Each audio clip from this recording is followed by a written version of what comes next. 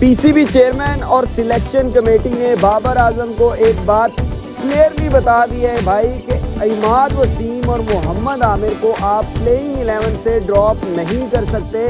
आप कैप्टन हो लेकिन प्लेइंग 11 से इमाद वसीम और आमिर को आप बिल्कुल भी ड्रॉप नहीं कर सकते। वो वर्ल्ड कप की प्लेइंग 11 का पार्ट रहेंगे।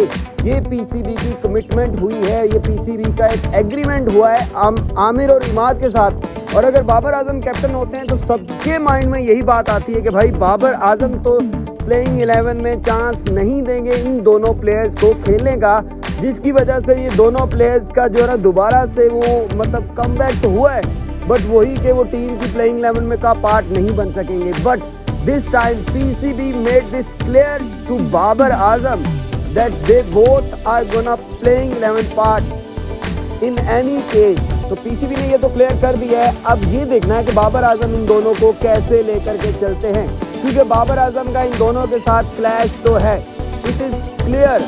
लेकिन अब देखना ये है कि क्या पीसीबी की सुनेंगे बाबर आजम। ऑब्वियसली सुनेंगे, क्योंकि बाबर आजम को ये कैप्टनसी दी गई है कुछ टर्म्स पर, पीसीबी की कुछ जो है ना टर्म्स पर, और कुछ बाबर आजम की मानी गई हैं। और और इमाद वसीम और मोहम्मद आमिर की ये जो वापसी हुई है वो भी इसी टर्म्स पर हुई है कि उनको जो है प्लेइंग 11 का पार्ट एक तो बनाया जाएगा, दूसरा उनको वर्ल्ड कप का पार्ट बनाया जाएगा, प्लेइंग 11 वर्ल्ड कप की जो होगी। तो ये दोनों प्लेयर तो मस्ट हैं भाई। अब बाबर आजम अपने दूसरे, एक तो नवाज जो है मैच विनर, उनका सोचें क्या करना है, और उसके बाद जो है मोहम्मद वसीम जूनियर।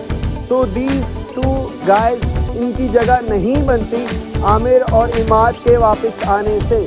वसीम जूनियर मतलब अच्छा है, मुझे लगता है कि उसको अगर खिलाना है तो फिर हारिस रऊफ को ड्रॉप करना पड़ेगा आपको। आप वैसे भी 4 पेसर्स नहीं खिला सकते। वसीम जूनियर अगर बैटिंग में आपको एज देता है तो फिर आप जा सकते हैं वसीम जूनियर की तरफ रादर देन हारिस रऊफ, जिसका भाई बहुत बुरा टाइम चल रहा है। T20 वर्ल्ड कप में मतलब वो किस तरह का परफॉर्म करेंगे आई डोंट नो, बट फिलहाल तो हारिस का जो है इतना बुरा टाइम चल रहा था भाई कि आप क्या कह सकते हो कि लास्ट कुछ मैचेस में इतनी धुलाई तो किसी की भी नहीं हुई। आप कह लें कि यार वो इंडियन पिचेस पर हुई, या उसके बाद जो T20 मैचेस हुए न्यूजीलैंड के अंदर 5 T20 सीरीज, क्या मार पड़ी है हमारे बॉलर्स को।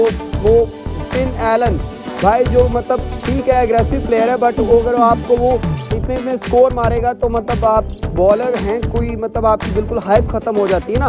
तो एक ओवर हाइप थी जो इन सारे बॉलर्स की हमारे, वो एक खत्म हो गई। नसीम शाह कमबैक किया है, PSL में अच्छे थे, बट देखना ये कि इंटरनेशनल में वो जब अपनी मैचेस खेलेंगे तो वो किस तरह का परफॉर्मेंस देंगे। बट नसीम शाह के पास एक स्किल है, वो आउट स्विंग और इन स्विंग बहुत ही कमाल की करते हैं और अच्छी लाइन और लेंथ के साथ करते हैं, पेस अच्छी है। तो Naseem Shah is going to be good. बाकी सबको अपना अपना देखना पड़ेगा। तो भाई ये प्लेयर है, और बाबर आजम के जो फादर हैं उन्होंने भी एक क्लियरली बाबर आजम से कहा है बेटा कि आपने इन प्लेयर्स की इज्जत करनी है, ये आपके सीनियर प्लेयर। और वैसे भी सोशल मीडिया पर इतनी ज़्यादा बात चलती है इमाद वसीम, बाबर आजम और मोहम्मद आमिर, तो इसको ख़त्म करने के लिए भी ये चीज़ को अब बाबर आजम के फादर ने उन्हें कहा है कि आप ये चीज़ ख़त्म करने के लिए इन प्लेयर्स को रिस्पेक्ट दो, इनको प्लेइंग 11 का पार्ट बनाओ और इनके साथ अच्छे से चलो। तो आई होप कि ये मामला जो है ना वो क्लियर हो जाए। बाबर आजम जो है अपने ग्रजेस भूल कर बाबर आजम इनको प्लेइंग 11 का पार्ट बनाए।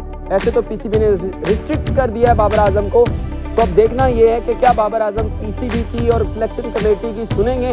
क्या ये सिलेक्शन कमेटी और ये पीसीबी के चेयरमैन कब तक टिक सकते हैं, क्योंकि ये भी नहीं पता होता कि एक रात में जो है ना पीसीबी का चेयरमैन भी बदल जाता है। तो अगर ये टिकते हैं तो बाबर आजम को इनकी सुननी पड़ेगी।